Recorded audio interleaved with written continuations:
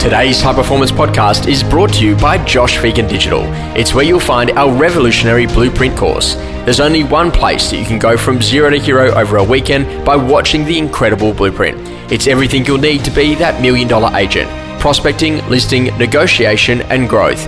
Broken up into short 15-minute pieces, skip to the content you need now or watch from the beginning to end. Only on Josh Phegan Digital. Welcome to High Performance, the podcast featuring Josh Phegan and Alexander Phillips. Alexander, without a doubt, one of the great skills in any side of business is really about being able to maximize the sales result of what actually happens inside of every campaign. There's an old school saying that every sale that you get should lead to 2 more listings.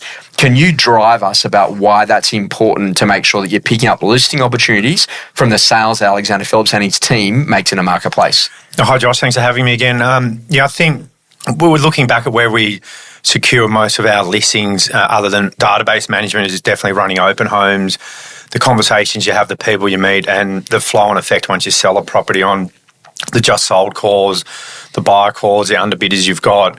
Thinking about who you can match with other properties you've seen, or unearthing, that next listing because someone in the street goes, that's a great result, I'm ready to sell. So I think probably 40 to 50% of our sales are from that.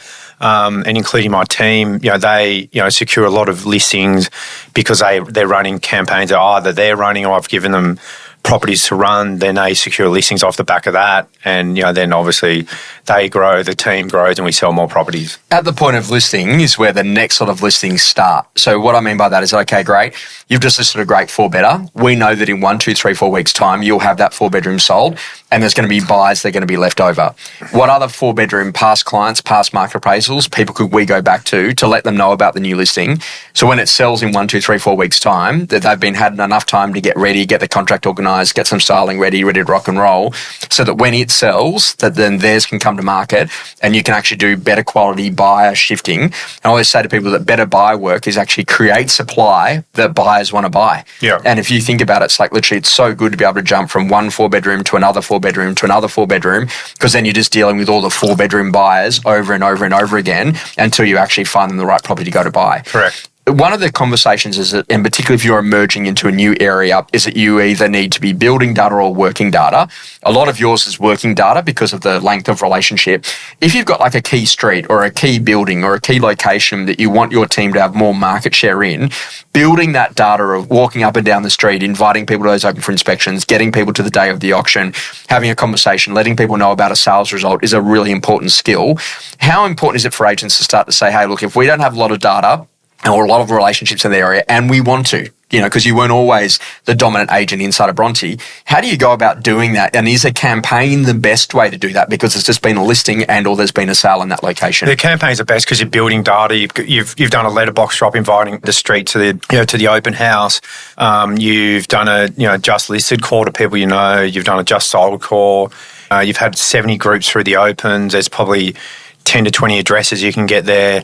That data is pretty green, but then by the time you've done a just sold call and asked them if you want to be kept up to date with relevant information, then that is now warm data that you've started to build a relationship and started to be at the front of mind for when they have a list or sell or buy. And so that basic question when a buyer walks through and they go, oh mate, I'm just a neighbour, I'm not actually a buyer. No problems. I'll let you know when it sells and what it makes. Yeah. And so now you've actually started that. Now you've got permission to build relationship. And then when you ring in 1, 2, 3, 4 weeks' time, Alex, it actually did sell. It sold via a private boardroom auction and made $2 million. What does that now mean yours is worth? Look, we've got a couple of buyers left over. You might not be ready yet, but could we wander through and I'll give you an idea of the number? You then go down, you have a conversation, you build that market appraisal. Next time there's a listing or sale in the area, you get on the phone and you ring them. When they do come to the point where they get the job relocation or they're having a baby or something happens, you're naturally the agent of choice because of the quality of that information that you've gone to provide. A lot of agents are too quick to move on. So they get the sold sticker up, but they don't really think about getting back on the phone and building those relationships and trying to make sure, is it sometimes worthwhile just to slow down that before you move on to the next campaign, did we find any sellers in this campaign and did we just not unearth them because we didn't ask the right questions? Because it's like if you ring through the callback book, you find 5 sellers, yet if I ring through the callback book, no one was a seller. So is there a skill to be teaching those other agents inside of your team to make sure they're really diligent to be able to find those future sellers inside of every campaign? Well, there is. You've got to think about that. There's someone a neighbour or someone that lives in the area has come through.